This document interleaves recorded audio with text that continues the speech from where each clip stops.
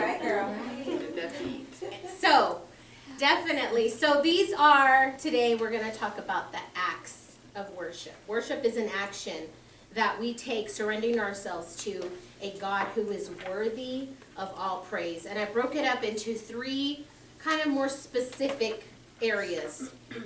And the first is praise, and then you have stewardship and communion. So I want to ask you a question.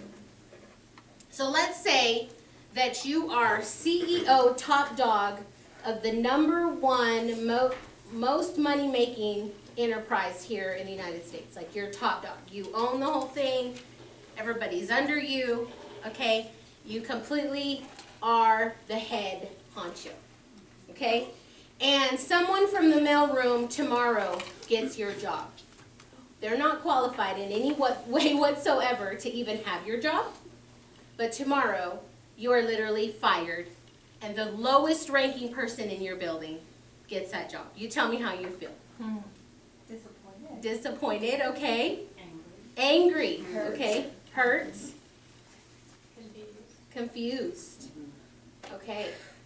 So let me tell you, this is Satan. Satan had the highest calling, okay? He was a musician. He held the highest position there. And so can you imagine how much he hates us, right? So this is where we're going. He was top dog, Lucifer. In the Hebrew word, it's Hallel, which means brightness, okay? So in Isaiah and Ezekiel, both of these passages are used to describe Satan using the kingly authorities and the rulers of that time. This shows that Satan is behind powers of the corrupt world system. He's attracted to kingly positions. You see that immediately when Jesus is on the scene. He goes to tempt him. And he tempts him saying, when he takes him to the top, you can have all of this if you will only bow to me. And so he's attracted to that. He's attracted to the highest authority. Okay? So he was part of the cherubim. And that is the protection surrounding the very throne of God. God's holy presence and his unapproachable majesty. He occupied a very unique position. He protected the holiness of God. He also had perfect knowledge of God that surpassed only by the love of the seraphim. So these are two very strange words. We have cherubim and seraphim. And the seraphim is the worship team. The seraphim sang together and shouted for joy. So where there's protection, there is worship. So they were walking and talking musical instruments. The seraphim served as caretakers of God's throne, continually singing, and they still do.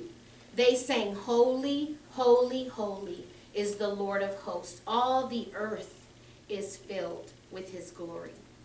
So Satan had the highest position, which he despised and lost. We see that in Isaiah 14, 12 through 14. You see "I will" statements. I will ascend to heaven. I will raise my throne. I will sit on the Mount Assembly. I will ascend atop the clouds. I will make myself like the Most High. He makes a choice. He uses his will and makes a choice. All that was given to him wasn't enough. He wanted to be God. He's a musician. He was in charge of the instruments. He is himself, or was himself, an instrument that played in response to the holiness. When you look at the wings that he had, and when he's described, it is actually a musical instrument, several actually musical instruments that he had within his body. And because he was light, he often masquerades light. Okay? So no matter how lovely or beautiful sounding some music might be, we need to be cautious about the message and make sure that it doesn't influence us. We're going to read today Isaiah 14:11. It says, "Your pomp is brought down to Sheol, and the sound of your harps. Maggots are the bed beneath you, and worms are your covering." So in the message it says, this is where your pumped music led you. The word pumped means boastful vanity. Okay, it means boastful vanity. Meaning he was trying to be boastful and lift his own self up with the harps of the angels that he played, with the stringed instruments, with the symphony that played for the Lord in the most holiest presence that you can even be, that we will never go. Okay? In that particular place, he was envious and boastful and vain. Okay? Maggots are his bed. Worms are his blanket, it says. Maggots were his mattress, and he covered himself in a blanket of worms. Maggots and worms have no legs. They have to wiggle and squirm to get from one place to another, and they eat dead things. So don't forget, we serve a God of the living, okay? And vanity and envy of God has placed him underneath, where he was set with the Most High God. Now he's underneath, okay? He was a master at worshiping himself. So, the thing about sound is, it said that sounds have a way of entering your body without permission. Sound doesn't need your permission for you to hear it. When you listen to a certain kind of music, it has a way of worming. Some music has a way of worming its way into your body and coming out in the way in which we live our lives. Some of today's music, it's pretty clear. That's not of God, okay? It's glorified violence, sex, drunkenness, and drugs. I mean, just turn on regular music sometimes. Oh my goodness, I'm like, what are we listening to? So we need to ask ourselves, what is the message? Just as we talk, discerning, what is the overall message that's being given, okay? And so, does it draw us away from God by worming its way in? Because it will influence our hearts and minds whether you know it or not. And not all secular music is evil. I remember when I was a kid, somebody was talking about worship music. They didn't want us to listen to the radio anymore. And it was one of our pastor's wives, and she was just basically telling us as kiddos, you know, be careful what you listen to. But she said, this is a good clue on whether or not you should listen to that music. Can you read the Bible and listen to that music at the same time? And you know what? It stuck with me my whole life. That if there is something that I could literally not play while I'm reading the Bible, then I might question what it is that I'm listening to. So it just depends. It just really seriously depends on whether or not we can do that. Because that is sometimes it's that discernment. Because I guarantee you, God's not ever going to be contrary to this. His music that he's going to create and give musicians to create will never be contrary to this. Do you understand what I'm saying? They will stand together. So that was something that helped me in the very beginning of my walk when I just quite didn't understand it. Is some things I knew I would have to let go, but not everything is evil. It's not. Not all secular music is evil. Okay? So, just as Satan has influence on music, so does God.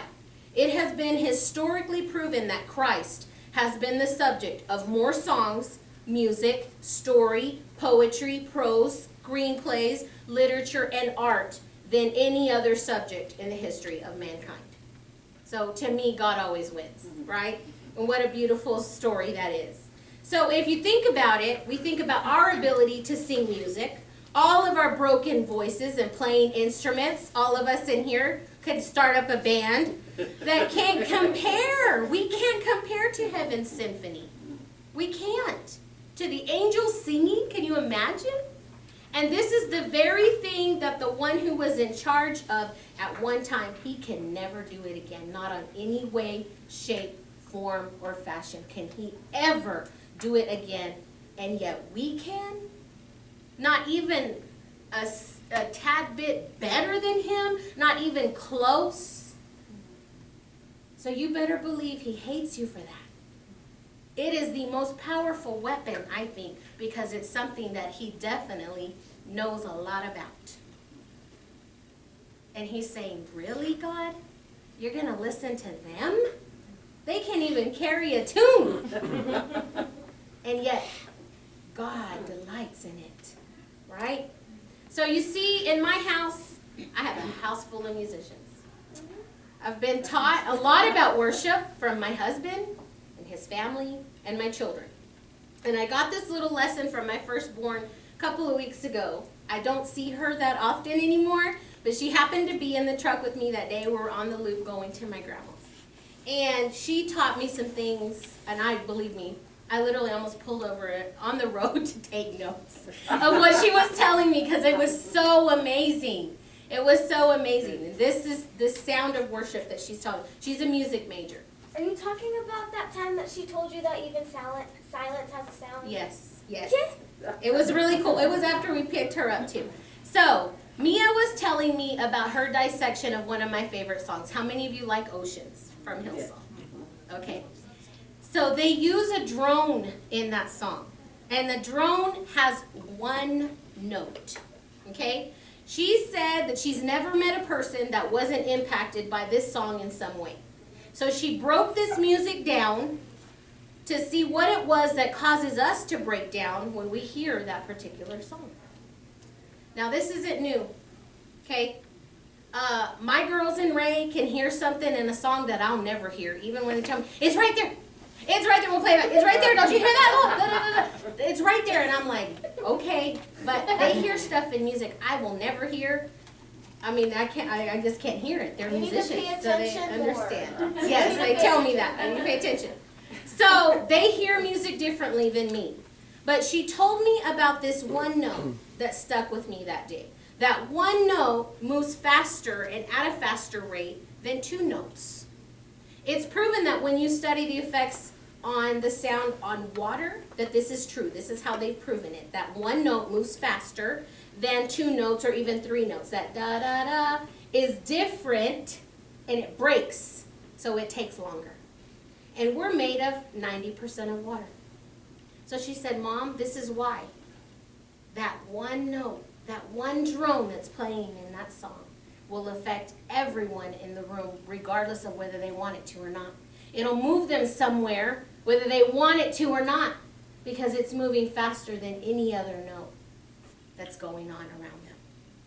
And so this one note pulses through our body, and it makes us react. It forces this reaction in this 90% water right here. So music has a way to impact you even if you don't want it to. Sound doesn't need your permission to invade your soul. She had this experience. I don't know if you know this. She's a tech. She's in Texas Tech Mariachi. She has only played mariachi music since March of this year. She had that period all of a sudden in January when she went back to school because she had to have an extra practice period. So she had that period there with the mariachi students playing every day as she's trying to practice her symphony music. And every day the kiddos would come in, come and play with us, Mia.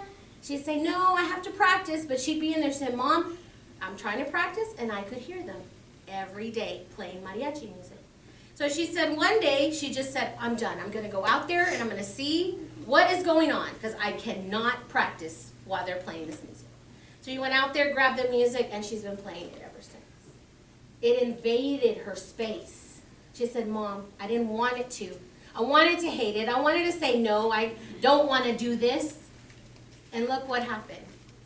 She plays now for the Texas Tech Mariachi. And she's only played since March. Like I said, mariachi music. She doesn't even know how to speak Spanish, okay? And she sings Spanish now, and she plays. And so, yes. So music is universal. It connects people in one moment where words are sometimes not adequate or understood.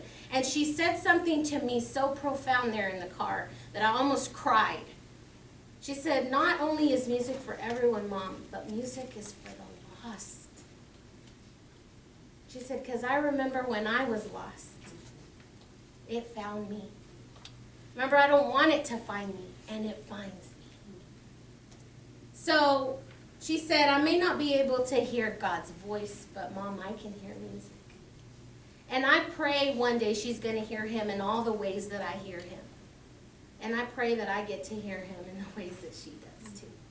I really do. Because she is a worshiper.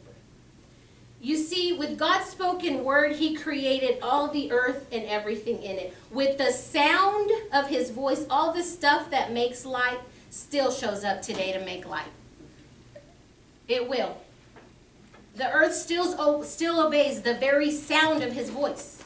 Everything will still continue and continue and continue until he says for it to stop. Everything obeys that one sound that came.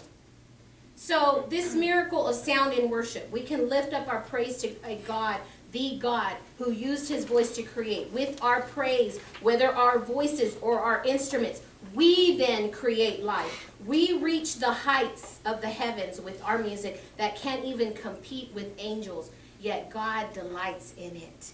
Did you know that singing and talking are two different things, yet they are both sounds? So what's amazing about the human brain is that the left side is chiefly responsible for language production and the right for singing. This is why some stroke victims still can sing even though they can't talk. These stroke victims suffer from the non-affluent aphasia, which is a severe difficulty speaking. I had an aunt who recently passed, and that's what happened. She had a stroke, but she could still sing. And I wish that I had internet so that I could play you the very last time she sang was Happy Birthday to her granddaughter, and she was able to sing it, and it was on a video. And we cried, and they played it there at her funeral, because even though she couldn't speak, she could sing. She could still sing, and she had the most beautiful voice. So research has shown that many stroke victims are regaining speech through music therapy. And what they found is that it wasn't necessarily the melody, it's the rhythm. So it usually takes a song that's familiar, something already within us, and through this rhythm, they can recover what was lost. Does that sound familiar to anybody? Wow, so rhythm allows our brain to heal. It moves our body, even our brains, towards surrender. Surrender of healing, surrender to God. And I mean, even babies dance. They bob their head. They say as early as 5 months. I think it's sooner. But they say as early as 5 months. I mean, they say it's in the, yeah. Yeah, they do it in the my son was dancing all the time. Yes, it's a rhythm that they hear and they move. They can't help it. They cannot help it. So David was a musician. He played the lyre and he wrote music. But there is an instance when he himself was at the mercy of the rhythm. So let's go to 2 Samuel 6, 4 through 7. Let me give you a little background on Mr. David here. So David wants to bring the ark home, okay, in this passage. He's ready for the ark to be with the Israelites, and so he's going to get it so that it can be in a tent, the tent that he gave. Renee, I have some papers over here. They look like this, and then there's calendars too. Okay, so let's start at 4 through 7.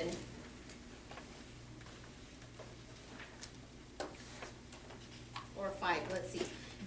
Let's start at 5. David and all the house of Israel were dancing before the Lord with all their might, with songs and lyres and harps and tambourines and castanets and cymbals. And when they came to the threshing floor of Nacon, Uzzah reached out his hand to the ark and took hold of it, for the oxen shook it.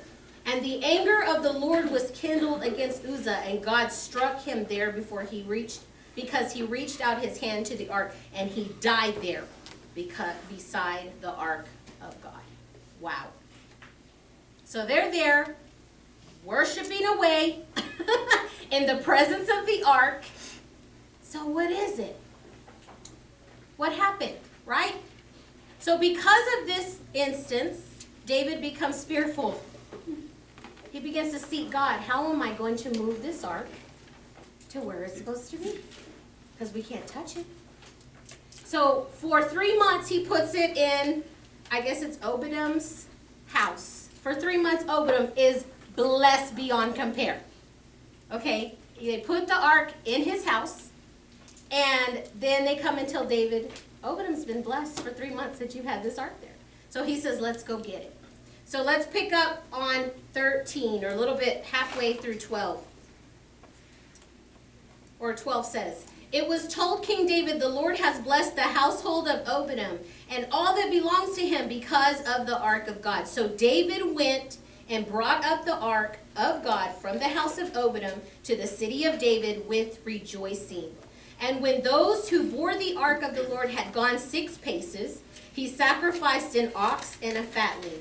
And David danced before the Lord with all his might. David was girded with the linen ephod. So David and all the house of Israel brought up the ark of the Lord with shouting and with the sound of the trumpet.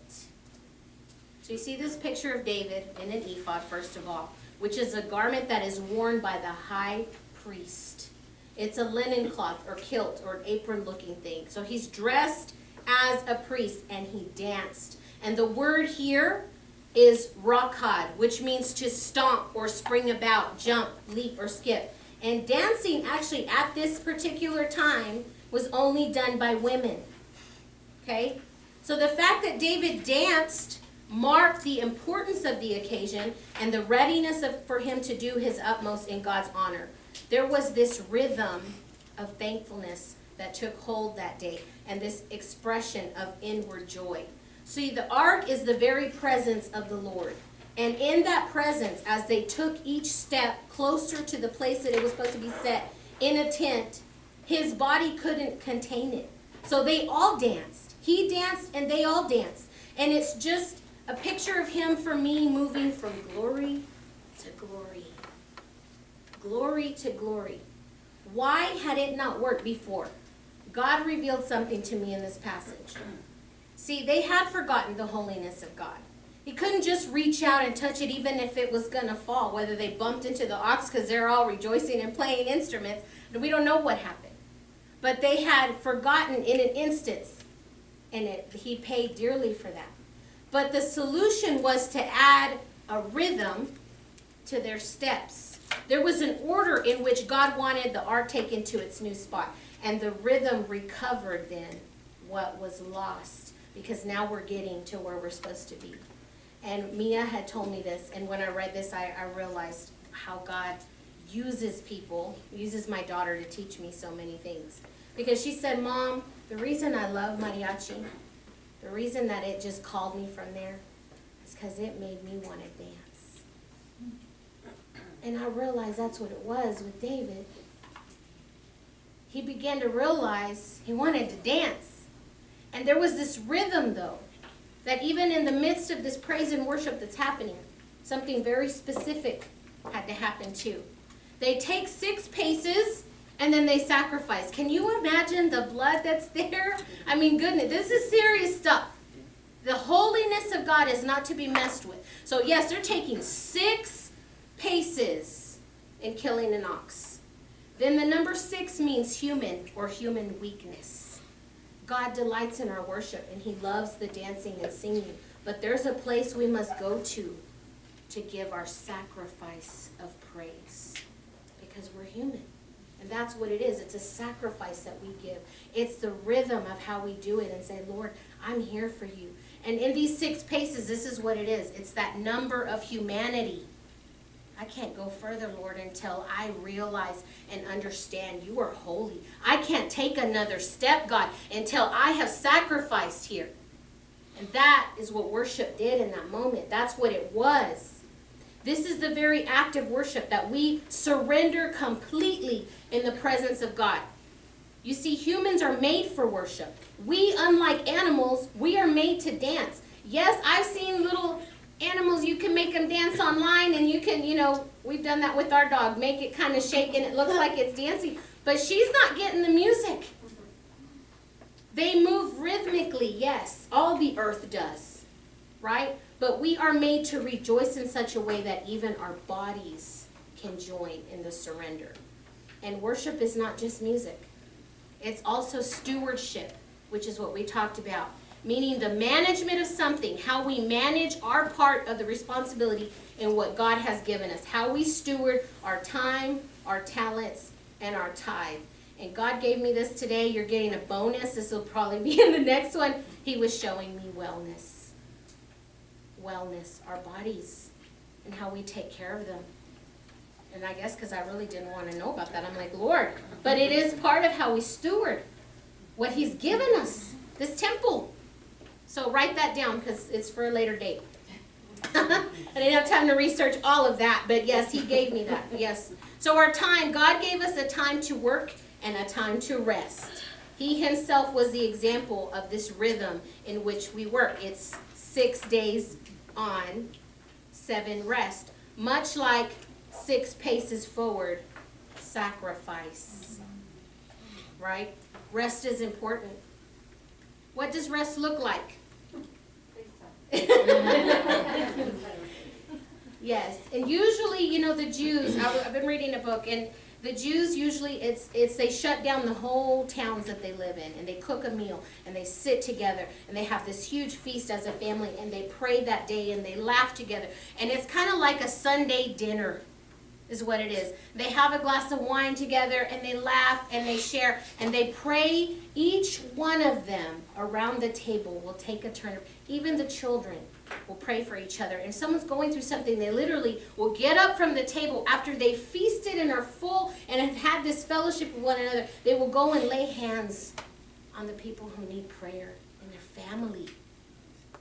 That's rest, guys. That's what it looks like. So don't be too hard on yourself. You know, but yes, make that time. Honor the Sabbath. It is a commandment for a reason.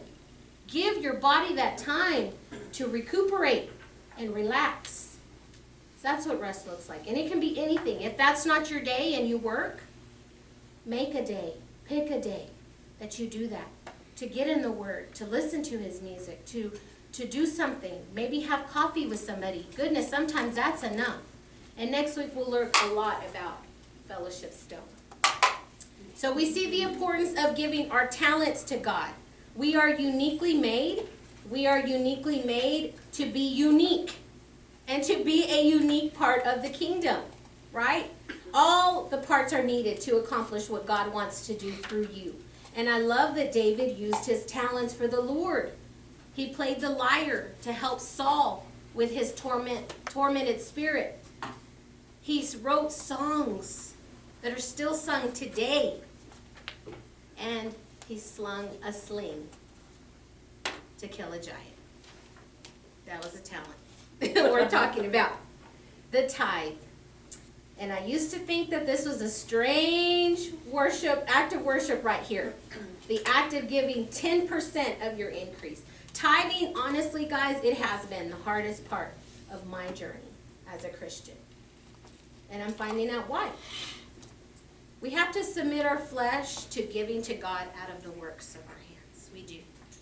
It's something that you can actually hold, is why. Because when you get paid, whether it's a check and then it's gone to bills or whatever, you still get to hold it in some form or fashion. Money, we hold it. Even back then, they would hold coins. Or if you worked a crop, how do you think it got up from the ground? With your hands. So you held it. Time and talents, they're not always handheld, right? So those things that we can hold and see with our eyes, sometimes we hold on too tight. So this is the beautiful part of worship, when you bring your offering. And there is something that God loves when we give Him the first fruits. It is spiritual when you do this. This first act of worship is done in Genesis 4, when 2 brothers bring the first offerings to the Lord. Cain brought the fruit from the ground, and Abel is said to have brought the firstlings of his flock, the fat portions, the best. So I never really understood why God disregarded Cain's offerings. I mean, they both were offerings. Isn't that enough? Right? But God isn't pleased with our leftovers. He wasn't. When you bring the best first, you're saying, you are worthy of the best that I have. It isn't mine anyway, but I will steward the blessing that you have given me. That's what you do. That's what you say in an action. Whether you say it with words or not, that's what you're doing when you bring the first fruits, the best to God. It's His anyway. It's His anyway, right? So after that ordeal of bringing the ark to the tent, David reflects in chapter 7, and we see him sitting on his throne, and he's reflecting that he's on a throne while God's in a tent. And he makes a covenant with God that he will build him a house to live in. It was something David wanted to give God, the God who had rescued him over and over and over and over and over again from the hand of Saul. He had obeyed him even when it was hard. It was an offering that could be done with his hands. And because of his heart towards worship, God makes a covenant with David. And even though he isn't even the one who will build it, he doesn't even build it. God gave him a promise, not because he built him a home, but because he wanted to do it. There's something supernatural that takes place when our hearts are in a posture of worship. God sees the heart. He knows what you want to do, as Betty was saying, not just what you'll do. Your fumbling words, your cracking voice, your shaky hands as you give whatever it is, your tithe or your time or talent. He knows what you want to give. What you want to give. So when you give cheerfully of all that God has blessed you with, it shows God this position of your heart. And I think that's why he says it, to give it cheerfully. He blesses the cheerful giver. Because he sees your heart before he sees the money. He sees your heart before he sees the first note come out of your mouth. Communion now is this beautiful act of worship that has transformed my spiritual life. It is the very act of taking the bread and the cup and reflecting that Jesus was human and he walked this earth. He actually died. He actually died. He was here. He wasn't a ghost, not a phantom. It wasn't a dream. He was living. You could pinch him. He was there. He was alive. And guys, he really did die. He really did. And he laid down his life in sacrifice for us. He's saying in this moment, when you take this, whether it's a little cracker of communion or an actual unleavened bread that you have there, he says, in this one little moment, remember that I died. Remember, I gave my body to be beaten and broken for you. Yes, for a moment, remember that I shed my blood. Because if only you could grasp the gravity of what he did through death, then only can you fully accept what he did through the resurrection. He didn't stay dead. He says, remember that I lived, that I died, and that I rose. So don't skip that part, because there's power in that moment where he literally said, this is my body. This is my blood. So we take this brokenness of the bread of life, this unleavened bread, and I've done a whole study on communion, and I brought it here before, of the unleavened bread, which means the unrisen bread is what you bring. Bread that hasn't risen yet. And that's what you take.